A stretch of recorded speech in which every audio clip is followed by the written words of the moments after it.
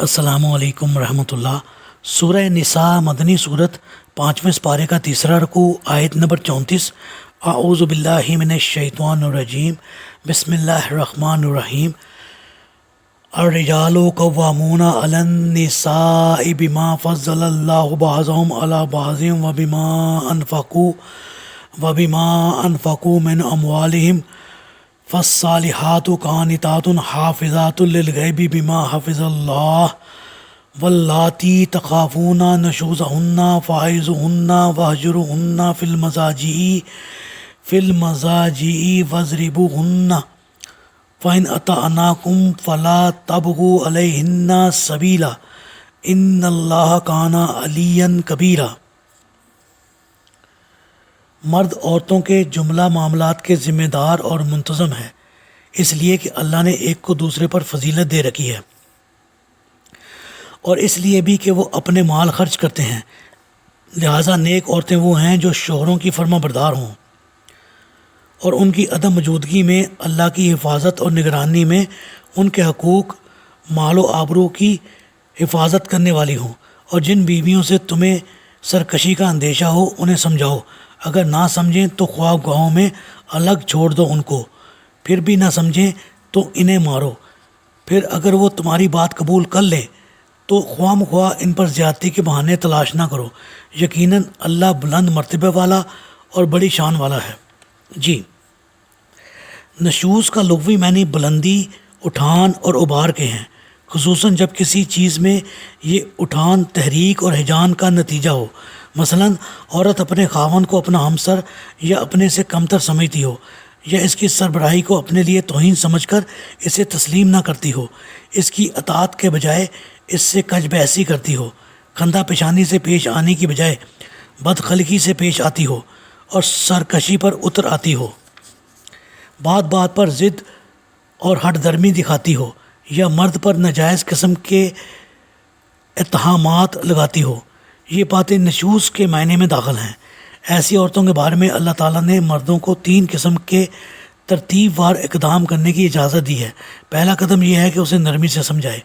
کہ اس رویے کا کیا انجام ہو سکتا ہے، لہٰذا وہ کم از کم اپنی بہتری اور مفاد کی خاطر گھر کی فضا کو پرانگدہ نہ کرے۔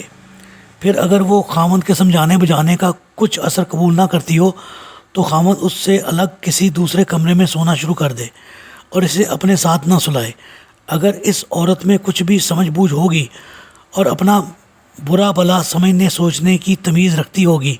تو وہ اپنے خاوند کی اس ناراضی اور سرد جنگ کو برداشت نہیں کر سکے گی۔ اگر پھر بھی اسے ہوش نہیں آتا تو پھر تیسرے اور آخری حربہ کے طور پر مارنے کی بھی اجازت دی گئی ہے، مگر چند شرائط کے ساتھ، جیسا کہ احادیث سے واضح ہے۔ نبی کریم صلی اللہ علیہ وآلہ وسلم نے فرمایا، خبردار، عورتوں کے متعلق نیک سلوک کی وصیت قبول کرو، وہ تمہارے پاس صرف تمہارے لیے مخصوص ہیں، اس کے سوا تم ان کے کچھ بھی مالک نہیں، سوائے اس کے کہ وہ کھلی بے حیائی کریں۔ اگر وہ ایسا کریں تو تم انہیں بستروں میں علیحدہ کر سکتے ہو اور اس طرح مار سکتے ہو کہ انہیں چوٹ نہ آئے۔ نبی صلی اللہ علیہ وآلہ وسلم نے فرمایا، بیوی کو مارو نہیں، نہ اسے برا بھلا کہو اور نہ اسے چھوڑو، مگر گھر میں، یعنی گھر میں ہی اسے اپنے بستر سے علیحدہ سلاؤ، گھر سے نکالو نہیں۔ آپ صلی اللہ علیہ وآلہ وسلم نے فرمایا، تم میں سے کوئی اپنی بیوی کو یوں نہ مارے جیسے اپنے غلام کو مارتے ہو، پھر دن کے آخر میں اس سے جمع بھی کرے، یعنی اگر مارنے کے بغیر عورت کے راہ راست پر آنے کا کوئی امکان نہ ہو تو یہ سوچ کر مارے کہ ممکن ہے رات کو اسے بیوی کی ضرورت پیش آ جائے اور اسے منانا پڑے۔ دوسرے یہ کہ اسے غلاموں کی طرح بے تحاشا نہ مارے، اور ایک حدیث کے مطابق کسی کو بھی یہ اجازت نہیں ہے کہ وہ اپنی بیوی یا ملازم یا بال بچوں کو منہ پر مارے۔ اور تیسری پابندی یہ ہے کہ ایسی مار نہ مارے جس سے اس کی بیوی کو کوئی زخم آ جائے یا اس کی کوئی ہڈی پسلی ٹوٹ جائے۔ ان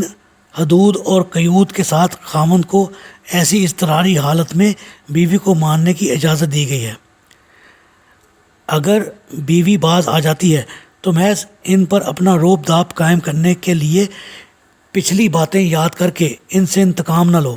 اور اس اجازت سے ناجائز فائدہ نہ اٹھاؤ، اور اگر ایسا کرو گے تو اللہ جو بلند مرتبہ اور تم پر پوری قدرت رکھتا ہے، تم سے تمہارے اس جرم کا بدلہ ضرور لے گا۔ اللہ تعالیٰ سے دعا ہے اللہ تعالیٰ ہمیں ان باتوں پر عمل کرنے کی توفیق عطا فرمائے، آمین۔